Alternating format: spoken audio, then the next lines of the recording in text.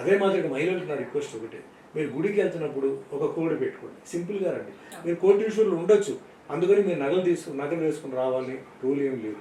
అలాగే costly sorry వేసుకుని రావాలి. ఎందుకంటే మీ పక్కనే ఒక మిడిల్ క్లాస్ ఫ్యామిలీ, ఒక పేద ఫ్యామిలీ ఉంటుంది.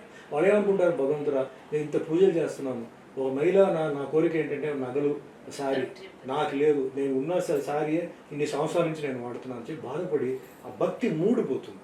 వాళ్ళ కోసమైనా మీరు ఏంటంటే మేకప్, ఈ మధ్య మేకప్ వేసుకొని వస్తున్నారు. ఎందుకు మేకప్ వేసుకొని వస్తున్నారు? మీరు బయటికి వెళ్ళినప్పుడు మేకప్ వేయండి, ఇంట్లో మేకప్ వేసుకోండి, ఏం తప్పలేదు. గుడికి వస్తున్నప్పుడు ఎందుకు మేకప్ వేసుకుంటారు?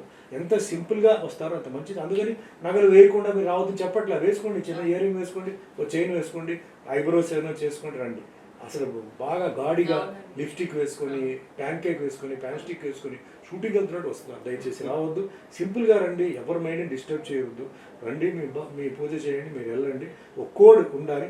అదే మాదిరి మళ్ళీ